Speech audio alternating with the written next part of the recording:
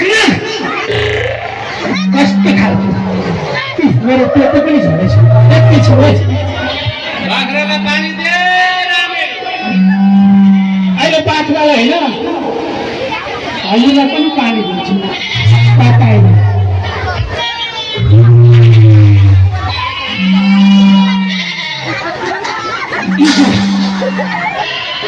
यति यता जा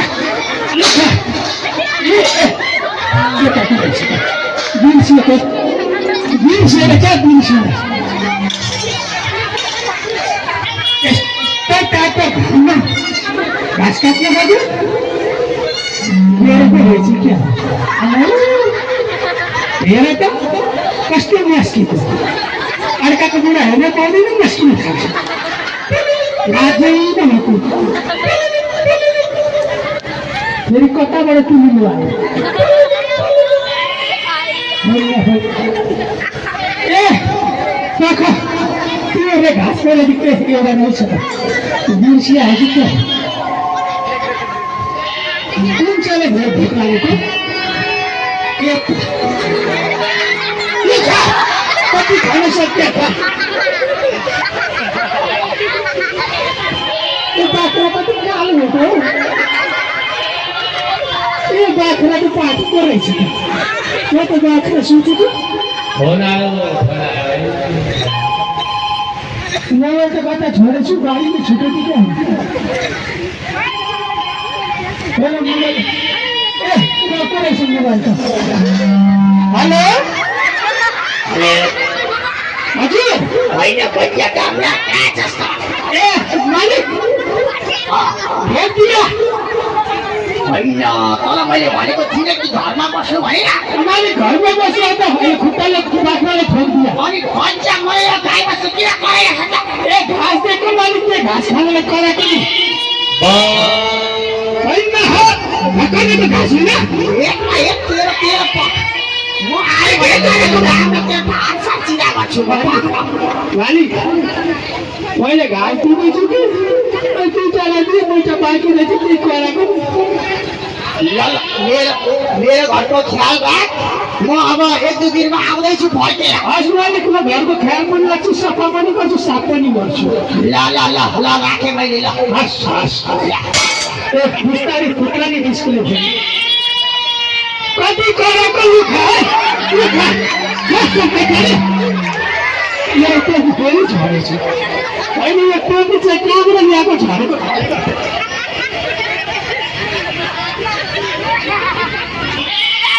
होइन अझ कति चाहियो होला ए सबैको अनुहार कालो मात्रै हेर्छु किन हो दिउँसै रात गरौँ कि ए होइन रहेछ त सबैजना गोरे रहेछ म त कालो चस्माहरू मात्रै हो बिर्सिहाल्यो नि आफू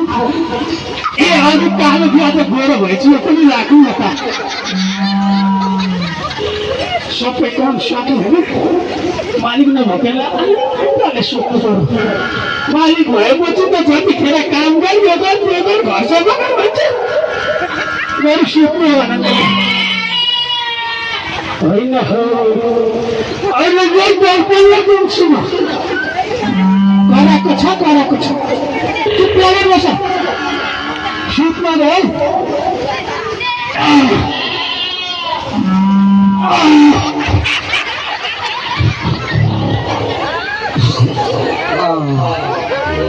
बल्ल बल्ल आइपुग्यो आफ्नो गाउँ भनेको चाहिँ आफ्नो गाउँ नै हुन्छ क्या आफ्नो गाउँमा आएको आनन्दै अलगै हुन्छ हेर त कति रमाइलो छ मेरो गाउँ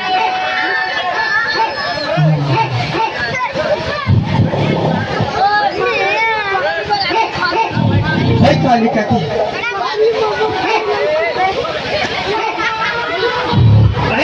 कति मच्छर यो घामले पनि गाह्रो छ यो घाममा पनि हिँड्दा क्या होइन त्यो त मेरै घर हो त होइन खुसी कराएको कराइ छ यो चङ्खेले घाँस हाले भनेको चङ्खेले घाँस पनि हालेको रहेछ बाख्रो पनि कहाँ भोके घोडा त कराएको हे भगवान् के गरौँ अब कहाँ छ त्यो त्यसलाई त म के गर्नु अब सानैदेखि पालेको अब यसरी बाहिर जहाँ पनि भर्न मिलेन होइन चङ्खे ए चङ्खे गाई बस्तु गरेका छन् त्यो मान्छे नि छैन कहाँ गएको त्यो घर छोडेर ए चङ्खे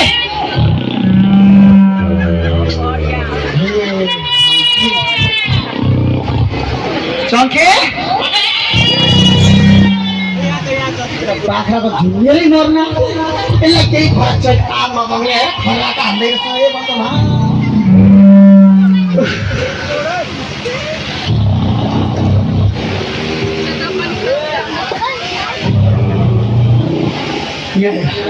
यो मेरो ऐना यो मेरो जवानीको ऐना यसले के हालत गर्यो यो मेरो चस्मा यो मैले अस्ट्रेलियाबाट मगाएको 4 लाखमा 4 लाखको किमत हेर यहाँ छ यसरी खुट्टा माथि टाउको तल अझ तल पसेको पो हुन्छ नि हे भगवान् मालिक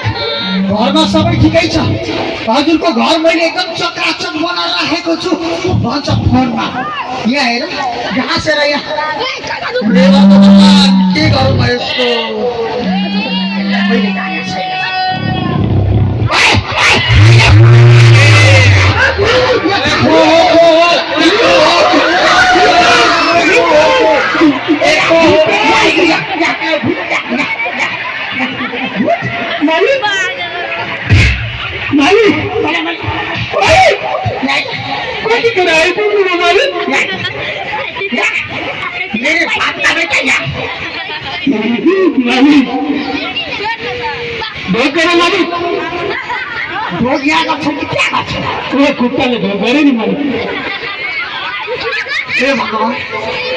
अलिकति बुद्धि दियो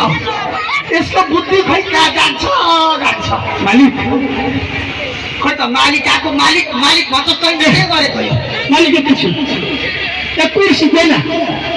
सालको कुर्सी बाहुनीले राख्छ के गर्नु मालिक कस्तो मालिक कस्तो ठिक छ नि केही गर्नु छैन त्यो लक्षण राम्रो छैन मैले त चाहिँ छ म सफा गर्छु कति सफा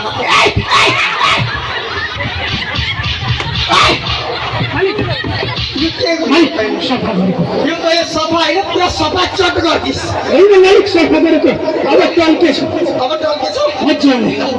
कस्तो मन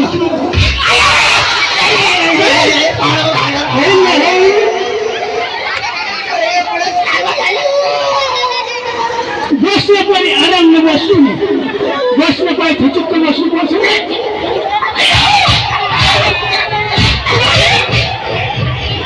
मालिक अनि हेरेर बस्नु पर्दैन अब तैँले त्यो अलिकति हेर्नु पर्दैन त मालिक बस्नु भएको छ अलिकति गर्नु पर्दैन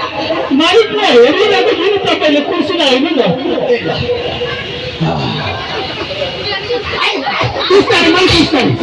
अहिले कटाएको छैन नि म समातेको छु है अनि तेरो लक्षण राम्रो छ है मेरो लक्षण त कुन दुइटै मलाई मैले लिएर आउँदाखेरि त त्यत्रो थिइस् मैले तँलाई ल्याएँ एउटा एउटा बुढो मान्छे म पनि बिहे नगरेको मान्छे एउटा छोरो बनाएर पालौँ न त भनेर पालेको तँलाई मैले मेरो त्यो घरबाट सम्हाल्न दिएको अन्त तैँले घर सम्हाल्छस् र केही गर्छ गाउँ डुल्ने त गाई बस्तु कराएको रहेछ मालिक यो बाख्रालाई जति खाना खाइको गाईको छ हे भगवान् अनि बाख्रालाई भोक लागेर के कराउँछ त अनि जति खानु पनि गराउँछ के गर्छ ए बाबा पशु हो पशुले बुझ्छ त कहिले बुझेको छैन यस्तो पशुले बुझ्छ घरहरू त कति मजाले सफा गरेर राखेको छु म यो सफा हो यो कुन एङ्गलबाट तर सफा देखिँदैछ मालिक अहिले नि बर्खाको हुन्छ कि अनि रुख बिरुवा लाउनुपर्छ मैले बट्टै हरियो लगाइदिएको नि हे भगवान् यसलाई मैले सक्दिनँ अनि अब मालिक आएको छ केही गर्नु छ छैन तपाईँ ए मालिक जी दुख्या हो यसो आएको छ मालिक यसो के सेवा सेवा गर्नु हस् मालिक हस्